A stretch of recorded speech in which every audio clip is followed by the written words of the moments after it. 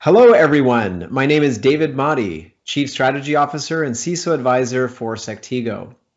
I want to welcome all of you to Sectigo's first Identity First Security Summit for 2022.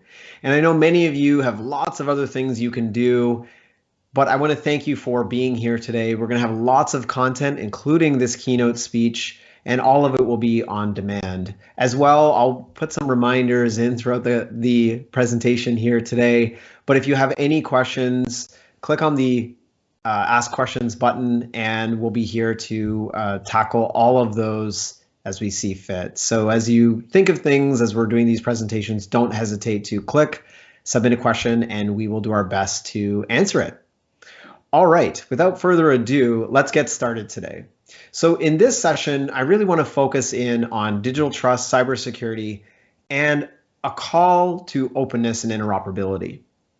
And there's some serious reasons why we need to join hands together and make this happen. So let's get started.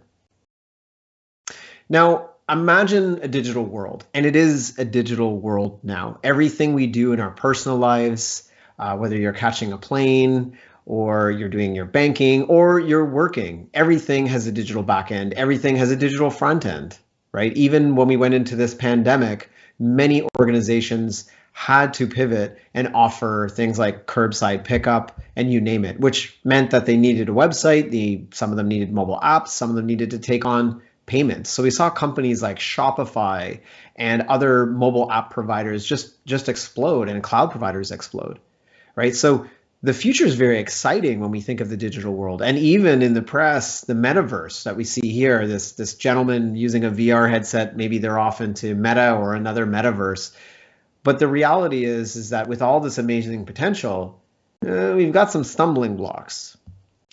And some of those stumbling blocks really have to do with, the whole notion of things not working together. Maybe that gentleman's headset isn't connecting to a keyboard, or it's not connecting to other set of headphones that he would like to use rather than the other set that they come with, right? So we have to make sure that things are open and interoperable. And that's really the whole gist of the conversation here today in this keynote. Now, we experience a lot of this stuff here today. Think about Bluetooth, right? I have all my devices here that I use, whether it's keyboards or mice or my microphone. And many of these, they need drivers, they need all these things to work. But what has made the world a lot easier, certainly when it comes to talking about things like Bluetooth, is Bluetooth, right? You know that you can go to a store and buy a pair of headphones, and as long as they have Bluetooth, which most of them do, you can connect them to your tablet, your phone, your laptop. Right. And even if when I finish this presentation, I might leave my house and go get a coffee. So I'll bring my phone with me and it will seamlessly connect via Bluetooth to my car, and I can listen to my podcasts, my music, and so on and so forth. So while Bluetooth isn't perfect, it's certainly made things a lot easier. And that's because all of those hardware manufacturers went, you know what, let's just write to the Bluetooth standard. And then we know that iPhone users, Android users, PC users, Xbox users, they can all use those devices. Great. But imagine a world without Bluetooth, right? Now, I think of myself when I go back to the 90s, and I was big into building PCs. I had my own BBS. I was in IRC. I was doing all these things, and I was a gamer. And I remember the time when I switched over to Windows 2000. And I bought it when it came out. I installed it, and then to my horror, I realized my video card and all these things just didn't work because they just didn't have the drivers at the time, and nor did a lot of the manufacturers build any of the drivers to work with that operating system. So I remember just constantly trying to find beta drivers and all kinds of things. And of course, I experienced multiple blue screens of death and all kinds of issues. That's just scratching the surface. But if we imagine a world today without Bluetooth, right, I wouldn't be able to get into my car and have my phone seamlessly connect. I might have to download an app from Honda and use some proprietary link to connect my phone to my Honda Odyssey, right? Or I have to download all these drivers and apps to get my keyboard to work with my PC, and so on and so forth. And, if I brought my camera around in this office, I have tons of operating systems in here and devices, and some of them work well together, some of them don't. And so it'll just be a mess if we don't get this sorted out. And certainly when we think about Bluetooth, it would be a mess, kind of like what we're showing here in this image. But Bluetooth aside, the general examples aside, let's laser focus in on really what Sectigo and some of our guest speakers will be talking about. It's really all about things like digital trust, cybersecurity, cryptography, PKI. And there are some serious hurdles that we already have today. We have some good standards in place, but we need to ramp that up more, ratchet that up more. And I'm talking about things like our crypto and PKI systems, right? They need to interoperate. We have our key management systems, right, for encrypting things, or bringing integrity into things. Well, if I can't trust something you digitally signed, then what's the point? What was the point in you even signing it, right? And furthermore, even when I talked a little bit about the metaverse at the beginning, but thinking about blockchain platforms, those are all based on cryptography. And when I was a Gartner analyst just a few months ago, one of the things I was tracking in my coverage areas were decentralized identity wallets that work with these blockchain platforms. And I was tracking 28 to 30 of these wallets, and many of them, they use standards, but many of them just didn't interoperate with each other. And a user might, in theory, have to use multiple wallets to just do a few things. It's just unmanageable. NFTs, right? The incompatibility, security issues, all of these things, Web3, you name it, we can go on and on and on. So there really is today, this presentation is really all about a call to the market, a call to vendors out there and other providers to say, you need to start opening up and think about leveraging standards to make your stuff work. Gone are the days of being islands or rolling out all sorts of proprietary software. It's just not going to work in these hybrid multi-cloud environments. But let's dissect that further and kind of go into it, especially as it comes to the enterprise. Right. So, of course, with IoT and consumer devices, we could talk all day about the incompatibility issues between the different platforms. But here today, we're going to be talking about the enterprise, like many of you.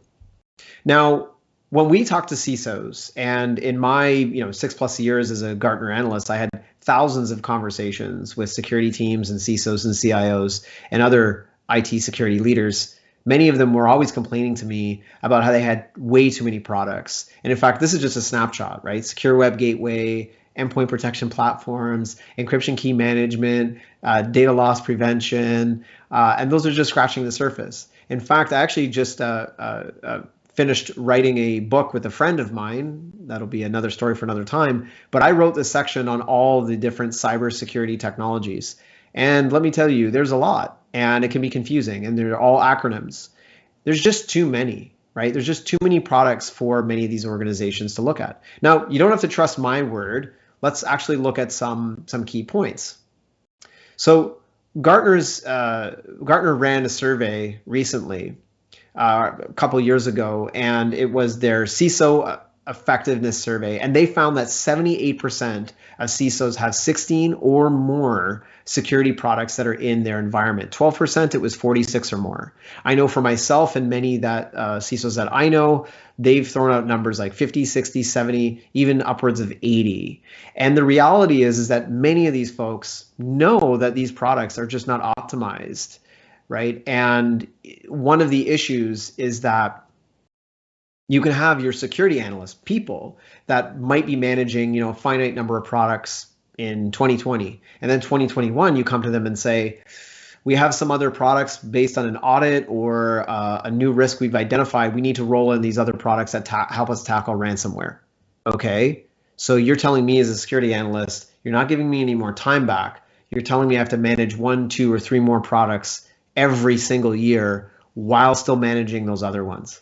That's not going to make my job easier. It's going to make it harder. And in fact, the quality of me managing each of those products is going to start to go down, which might mean that threats might slip through.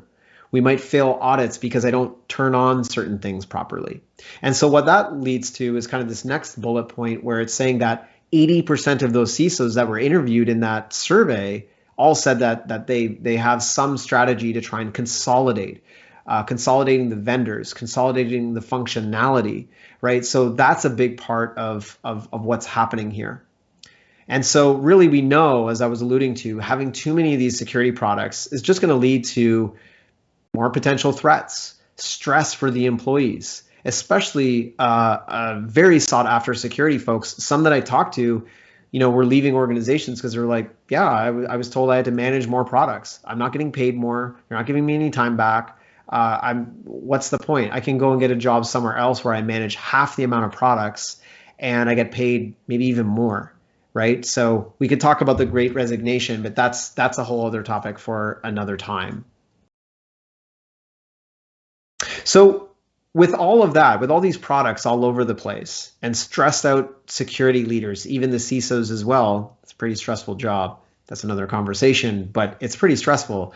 And when you have the threat landscape, which is getting ever more complex and ever more aggressive, when you're dealing with all these products, how can a security analyst effectively threat hunt?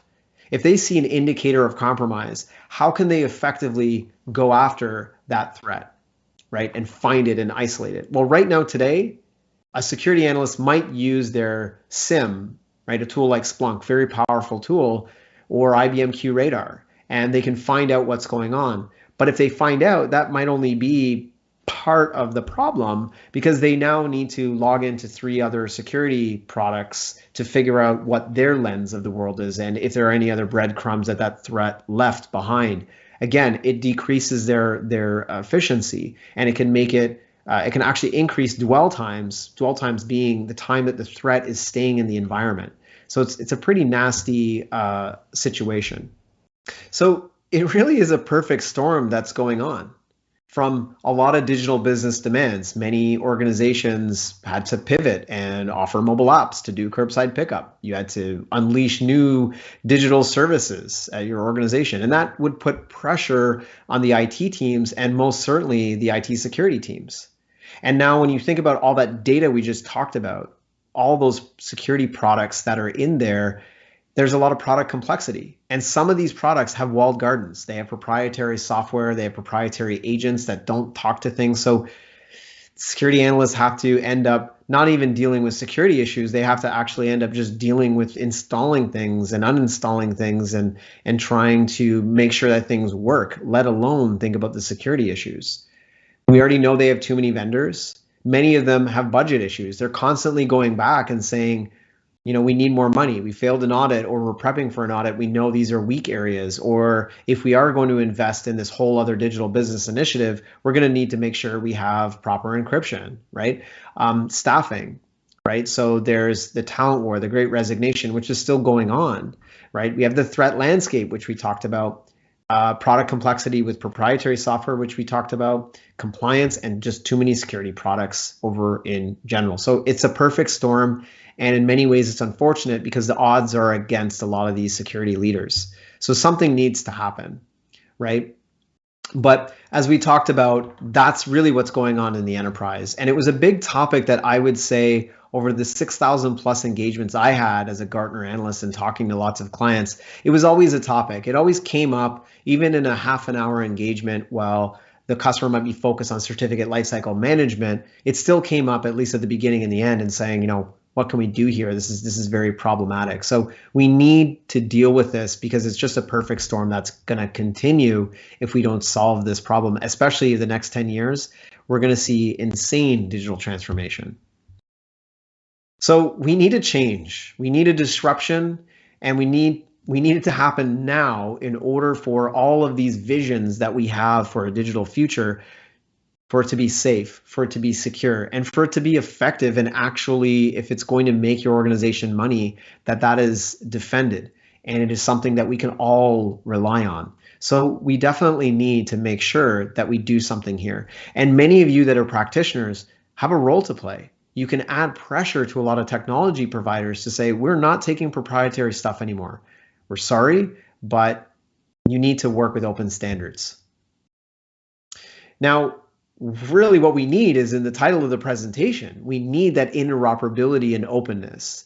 And the reality is industry leaders, journalists, and others that study the space, we all agree that this is needed. We don't yet want another proprietary agent that we're going to have to deploy on us or on your environment that you now have to manage because that's going to handle the next threat of the day. We need that to change. Now, one thing I will say is that a lot of the cloud providers, your Microsofts, your Amazons, your Googles, have done a great job in embracing standards that has helped a lot of vendors be able to build towards them, but there's still a lot more work to do. And certainly in this space, we need to do that. So really a big part of this presentation is a call for this openness and interoperability. But what does it actually mean? You're like, okay, David, you're talking about Bluetooth and all these high level things, but what does it actually mean when we get down to the details? So that's what we're going to talk about here today, what it actually means. So openness is really the notion of things like having APIs, RESTful APIs that are out that developers can use, you can write to them, and you can start to take a little bit more control of your own destiny and how you want to weave these things in. Developers are showing up everywhere in every organization, doing internal websites, external websites, mobile apps, you name it, and they might want access to these things. So let's start to make things more open for them. We want to embrace ecosystems and communities. Sure, there might be some competitive solutions out there, but the reality is if customers have standardized on some of their stuff, we should work with them. Other competitors should work with them. Ones that want to have these islands, that's not going to work anymore. It's just far too interconnected. The other notion with that it will help is avoid lock-in. So if you do have the ability to access APIs, you could start to build custom things around it. The issue is if you've standardized on something and that vendor takes a completely different path, you might be stuck.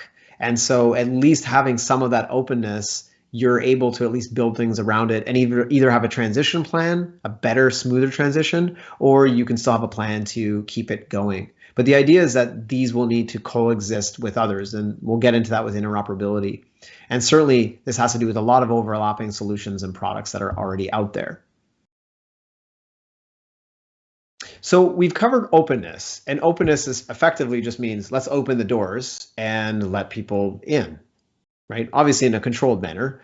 But the next part when you let people in is to actually speak their same language. And so that would mean interoperability. And so when we're talking about language, earlier on in the presentation, I talked about Bluetooth.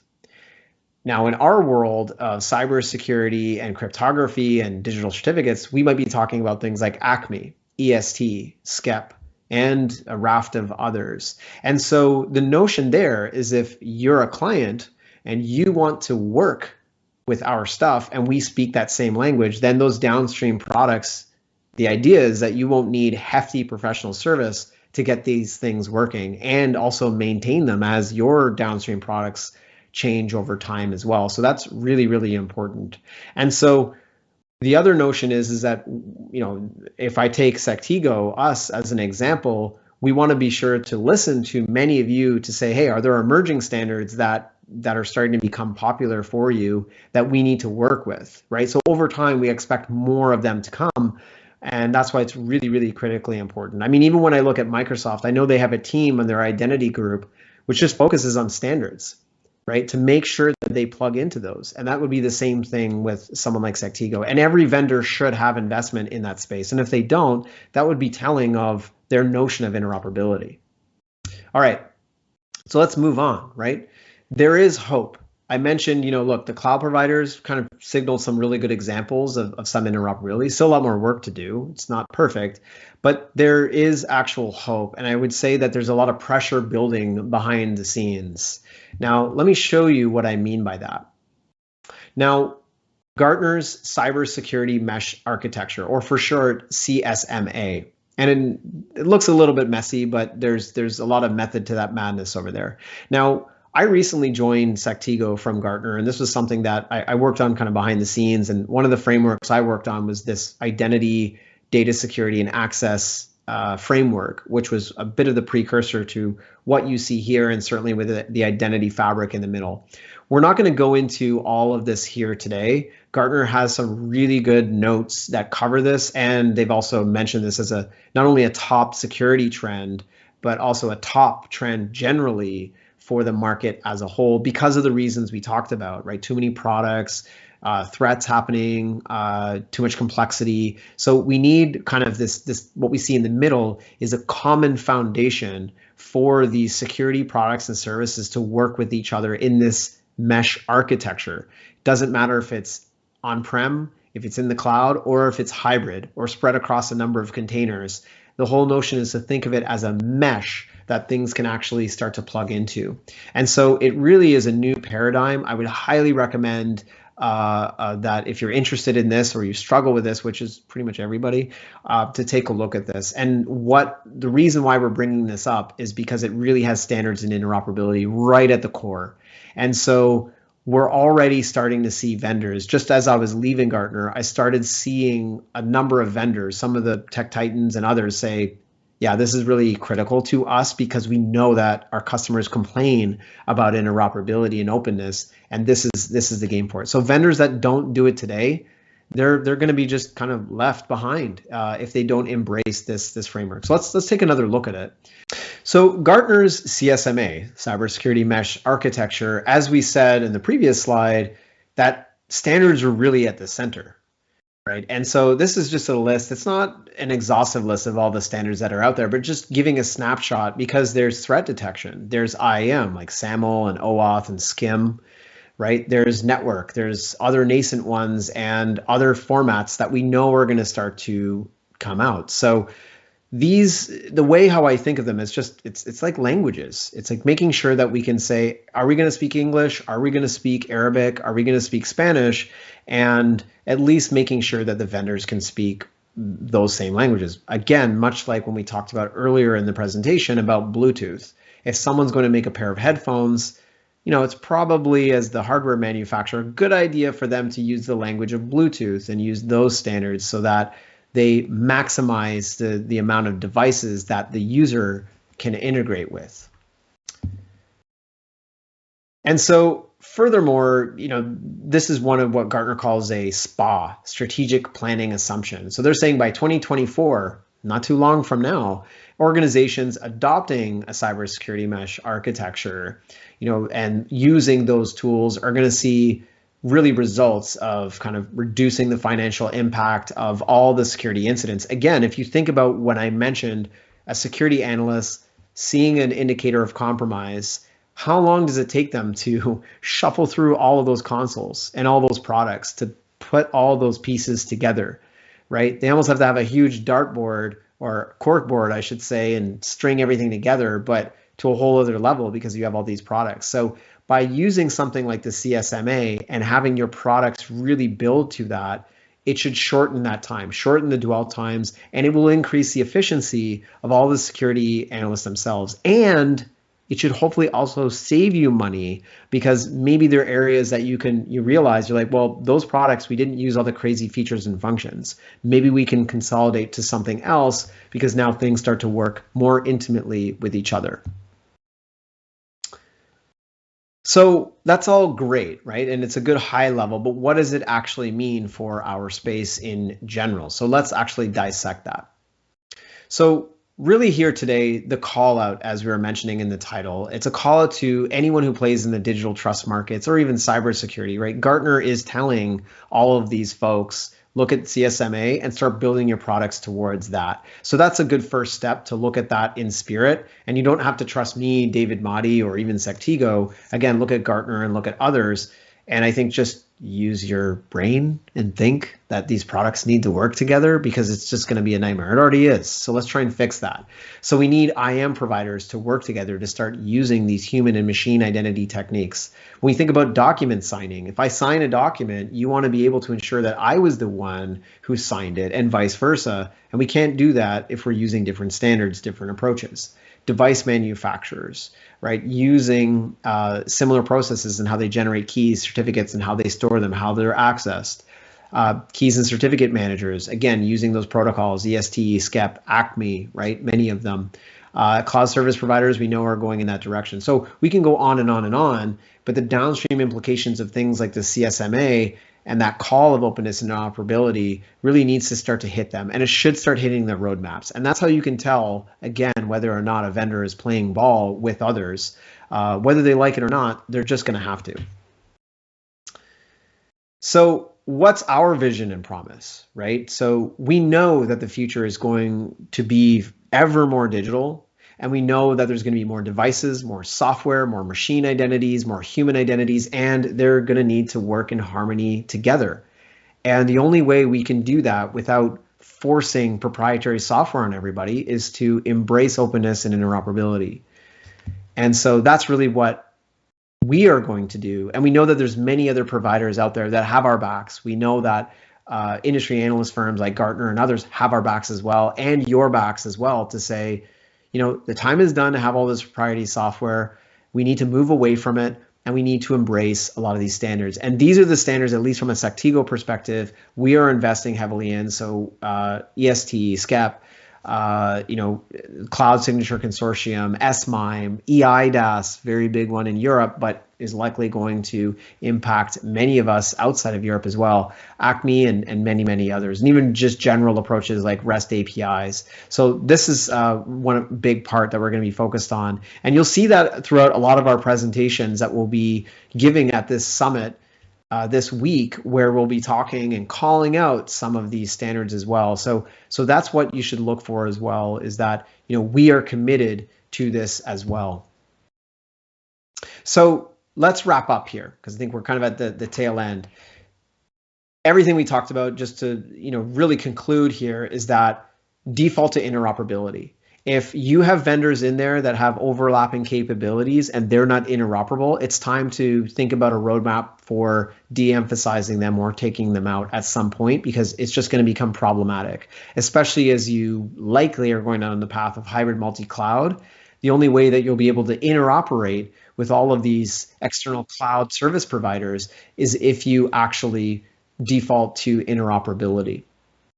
The other thing is get to know some of these standards as well. Start to look at them and understand what they are, and then you can start to do an inventory of what products and services you currently have actually play well with that. Familiarize yourself with Gartner's CSMA, as I mentioned. They have lots of great research there. Check those out, and maybe try and talk to some of the analysts that produce some of that stuff. And then when renewing or buying some of these products, start to ask vendors, really put it to them. Because we need to get that stuff on their roadmaps. They need to start investing in interoperability and openness, because it'll help them, it'll help you, and it'll help the market as a whole. So without further ado, I want to thank many of you for joining us today. And as I said, if you have any questions, please don't hesitate to slot them in with the Ask Questions button, and we'll go from there. Enjoy the rest of the summit, and thank you.